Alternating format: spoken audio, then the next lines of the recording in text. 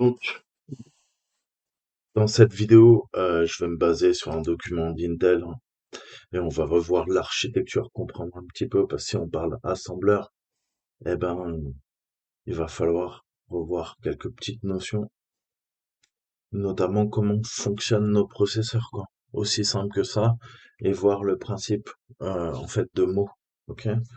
Vous voyez, on a du byte, du word, double word, quad word, quad word. Donc là, c'est l'espace, on voit 128, 64, 32, 16. Et comme on part de zéro, hein, c'est l'adressage.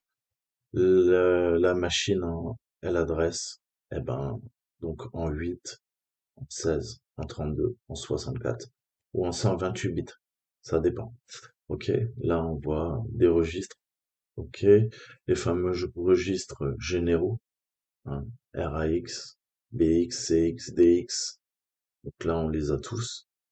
La pile mémoire, on empile, donc on la stack, on la remplit du bas en haut, petit à petit.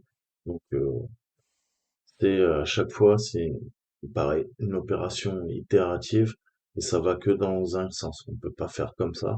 C'est tout le temps rempli du bas vers le haut.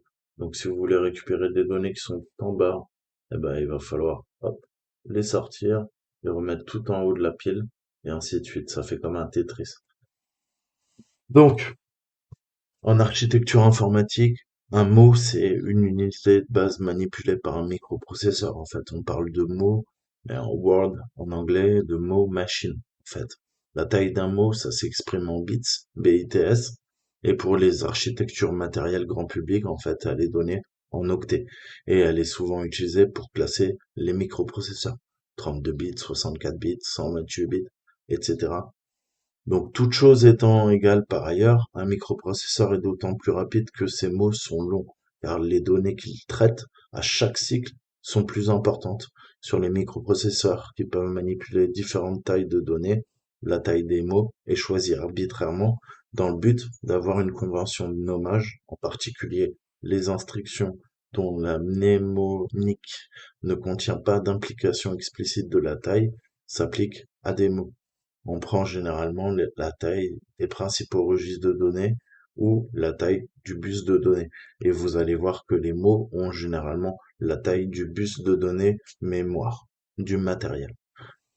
Donc, les ordinateurs grand public modernes et les processeurs modernes utilisent généralement les données de 8, 16, 32 ou 64 bits, bien que d'autres tailles soient possibles. Et ces tailles ont été historiquement fixées par l'architecture matérielle qui a évolué au cours des âges, avec l'interopérabilité, la nomenclature la plus courante utilisée par les éditeurs de langage de développement logiciel et normalisée. Donc, on va parler en 8 bits, ok, les bytes, ce qu'on appelle un octet, et abusivement en bytes, euh, mais on devrait appeler octet en bon français. Ensuite, je vous dis, hop, 16, donc de 0 à 15, ça fait 16. On a quoi? On a le word ou le mot, qu'on appelle parfois CZ ou doublé en français. Ensuite, on a des données de 32 bits, ok? 32 bits, 10 word en anglais, ok, double mot, double word, ou 32 Z en bon français. Et les données, enfin, 64 Q-word, quadruple mot, on les a là, et double quad word, ça donne quoi? Bah, 2 fois 64, 128. Pourquoi? De 0 à 127, 128. Ok? Donc ça, c'est à savoir, et ce concept est en partie théorisé par la notion de mot en mathématiques.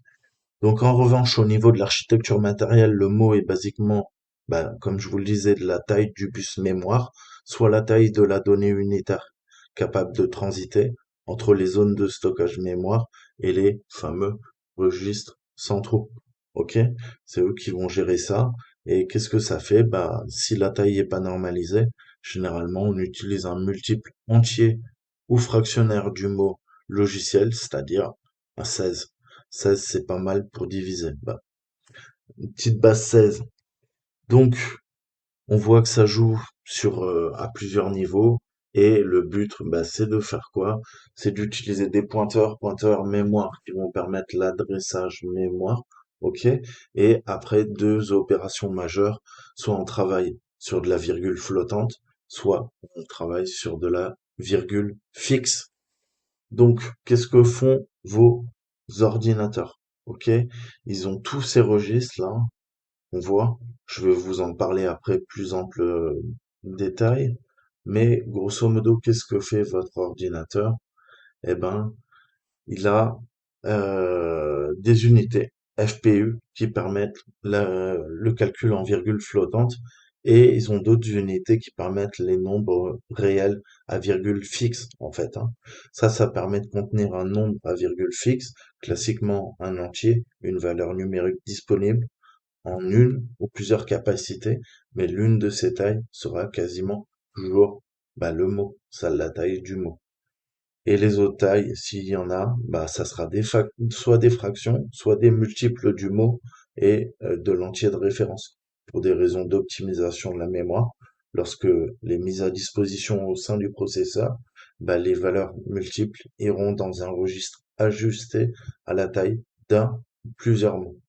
Ensuite, on a les fameuses virgules flottantes. Le nombre à virgule flottante contient un nombre réel à virgule flottante, une valeur numérique classiquement de la taille d'un mot ou d'un multiple d'un mot. Et on peut calculer bah, en précision simple, 32, double précision, ce qu'on appelle du FP64, FP32, FP64, ou étendu, ça c'est plutôt pour le calcul scientifique, on sera sur 80 bits. Ok, donc 32, 64, 80 bits. En précision, mais nos petits processeurs, donc voilà. Et ensuite, il y a l'adressage mémoire, il y a des pointeurs. Ok, l'adresse contient un ou plusieurs pointeurs, faire quoi? Un emplacement de mémoire, et doit par conséquent être de la taille nécessaire pour pouvoir adresser n'importe quel emplacement en mémoire, sans être exagérément large. Mais il faut que l'adressage se fasse en conséquence du mot et la taille est souvent ajustée au mot, permettant d'adresser la capacité de la mémoire, mais elle peut aussi être une fraction de la taille d'un mot. Et les registres, nos fameux registres généraux, ok, là aussi, donc on voit les segments, les registres, contrôle, l'état, le debug et le reste, ok. Donc on a plusieurs registres. Parlons des généraux, mais le registre du processeur est conçu pour avoir une taille adaptée à la taille des données qu'il devra contenir, naturellement. Donc ça peut être un int, un entier, integer, virgule flottante, du floating, ok, floating, floating point, et les pointeurs, ok. Donc de nombreuses architectures utilisent ce qu'on appelle des registres multi-usages pouvant contenir de nombreux types de données en fait. Ils doivent être dimensionnés pour pouvoir recevoir le type de données le plus grand. Historiquement, cette taille est celle du mot de l'architecture étudiée, bien que, pour des besoins particuliers, de nouveaux registres aient progressivement été ajoutés pour pouvoir gérer les nouveaux types de données. C'est pour ça que petit à petit, on a ajouté de nouveaux registres sur les processeurs AMD, Intel, pour qu'ils soient de plus en plus performants. Ok, donc tout ça, on verra en détail. Mais pour l'instant, on voit, donc on peut passer des instructions. Et aussi, il y a les unités d'adressage. On parle en bits, donc en bytes, en mots, ok, ce qu'on appelle un car, ok. Ça, c'est pour la plupart des ordinateurs. Et on a des variables au niveau du transfert de la mémoire, puisque bah, qu'est-ce qu'on fait? On fait des transferts entre la mémoire, la RAM, et les registres du processeur. Et la quantité de données à transmettre est habituellement, encore une fois, de la taille de celle d'un mot, d'un word. Dans les architectures mémoire simples, le mot est transféré jusqu'à la mémoire via le bus mémoire, qui généralement a également la largeur d'un mot ou d'un demi-mot, et les architectures qui gèrent une mémoire cache, c'est-à-dire tous les ordinateurs que vous avez maintenant aujourd'hui récents. Les transferts de la taille d'un mot sont ceux entre le processeur et le premier niveau de cache. Après, on passe au cache supérieur L2, L3, et bah, ce sont des transferts plus volumineux. Et là, on parle d'une taille, d'un multiple d'un mot qui sont utilisés. OK?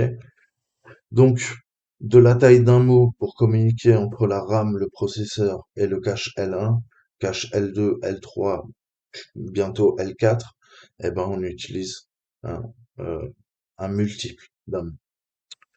Voilà. Donc, tout ça, on va passer des instructions en langage machine et ça va permettre de communiquer, ok, avec les différentes parties du processeur. Ces drapeaux, on va pouvoir empiler des instructions et faire bah, des appels au registre et avoir un paquet d'instructions.